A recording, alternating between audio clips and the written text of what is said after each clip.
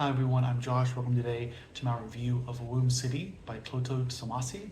This is a new novel that came out just in January. It's afrofuturistic dystopian.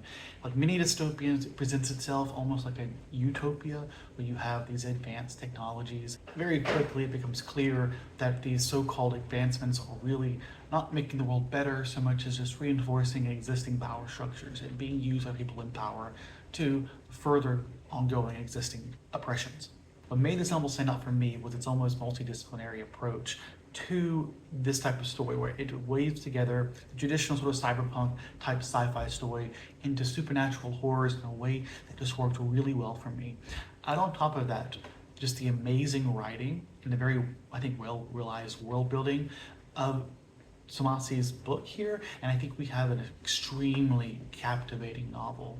Something that early on I could tell could potentially be an all-time favorite. My ultimate feelings, I think, are a bit more mixed, but with a lot of positives. So I really hope you give me a chance to talk about why I love this book in this review.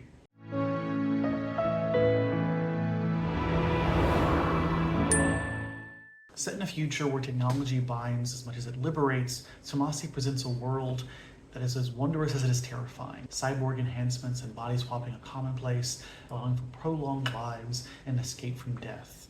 Crime is lower than it's ever been, but the cost is this hierarchical and authoritarian structure characterized by the military state and strict surveillance that regulates the technology and uses it to manipulate our basic biological processes. Altogether, the interplay of technology and society raises important questions about the ethics of scientific advancement and the price of utopia.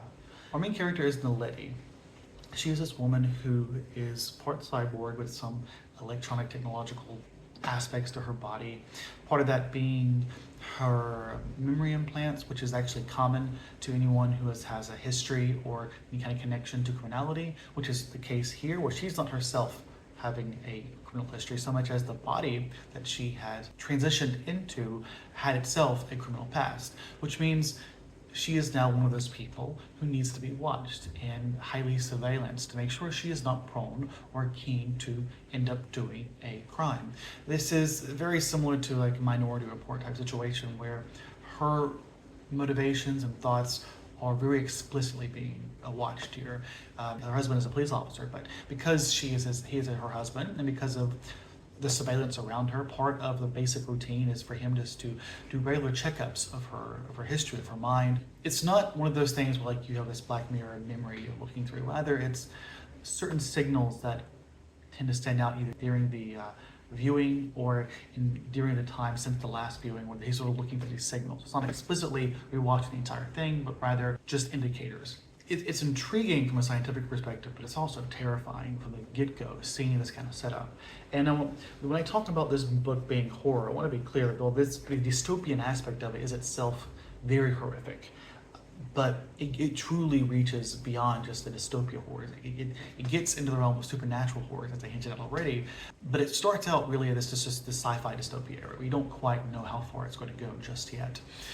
But one of the main motivations of our main character is that she's been wanting to become a mother for quite a while. Part of the obstacles in her way, of course, is the needing to pass these screenings to make sure she is not going to be a criminal because of her past or the past she's associated with. There's this really important point to really highlight here, is that because of these advancements, it's not just that the world is inherently better. Yes, crime is supposedly at an all-time low, at least reported crime, but the people who are getting surveillanced are still people who are from existing oppressive systems. I mean, it becomes clear throughout the novel that people who are Black or Black women or gender non-conforming, these individuals are naturally more watched. There are excuses used to say why they need to be more watched, but it's almost like a self-fulfilling prophecy where you look for signs of criminality and you push them into criminality. It's, I think, a really good reflection of the over-policing and the prison industrial complex that goes on in the States and around the world.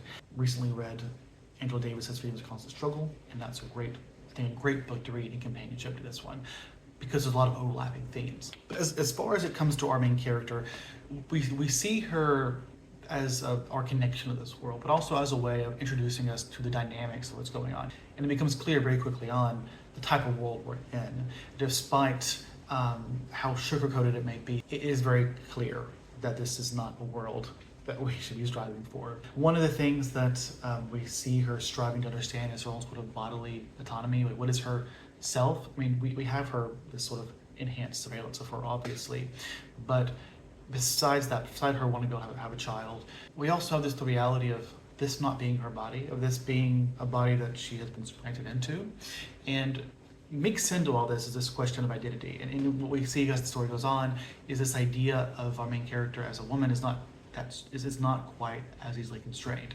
NetGalley presents herself, or either openly questions, and at times I think explicitly even states that she's not really a woman, despite being in this physiological body that is associated with womanhood. I absolutely adored that. If you don't know, the author Tomasi is themselves genderqueer. That was something that I think is one of the more subtle, but also really well executed things, which I think sort of helps me transition to some of the problems of this book. Because while I love the creation of this world, I think it's really well realized, and I think the writing is really engrossing. But when it comes to the major themes, the themes of identity, of the way in which this world, the structure of it, directly mirrors existing systems of oppression, is so heavy-handedly addressed. We have, either through direct exposition or through the thoughts of our main character, her explicitly comparing the system to that of today. And it's just, it really unfortunately ruins, to a strong extent, it ruins the effectiveness of the novel. This book could have easily been an all-time favorite, let alone a favorite of the year.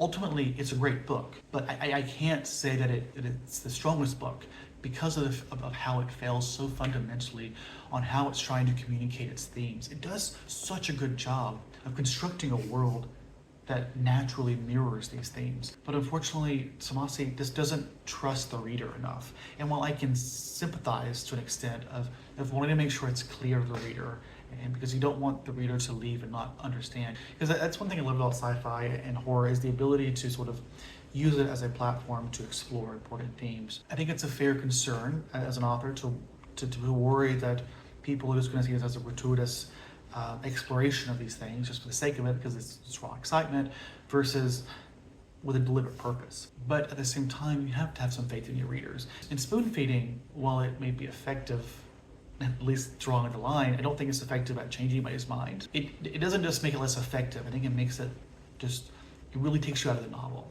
Now, as far as the extent to which this is a problem, I think it's strongest at the beginning and at the end, when we see the story and the themes being created, ultimately sort of resolved in the end. But big picture, I don't think it necessarily made it a bad book. I think it did hurt the book, but I think there's still a lot to love here, from the writing and the world building and just the overall ability of Tomasi to construct a very compelling book. It just really is. And I think it's still very thought-provoking, if a little infuriating at times, at how it chooses to communicate that. But overall, I don't think it's like fundamentally flawed, because I think it has everything it needs to explore these themes without that explicit hand-holding the whole way, which is why I think this is a complicated review to make, because I want to promote this book. I want you to read it. I think it's definitely worth reading. I think you're really doing yourself a disservice if you don't read it, because it just happens to not be the most well executed in terms of how it communicates those themes. Because overall, I think it's an immensely effective book, and just one that I'm just so glad that I read, and I was able to get an arc of it thanks to NetGalley and for the audio arc, which the audio arc was great. When I look at reviews of this book on Goodreads, there were a lot of people complaining about how heavy-handed the themes are, and I understand that. But I think a lot of them are presenting it as just fundamentally detrimental to the narrative. I just don't think that's the case. I think the story really stands up on its own, and it doesn't. I personally felt a strong connection to our main character. She is complicated. She is not necessarily a great person, but at the same time, it's just fascinating to see her trying to navigate this world. And while ultimately I have my own complaints, honestly, I think Tomasi is an author that I'll be keeping an eye out for, because I'm really eager to read more of their books as they come out. But for now, that is my review of this book. Let me know your thoughts if you've read this or if it's been on your radar, and I hope you decide to give it a shot. But as always, hope you all have a great day, stay safe, and I'll see you all next time.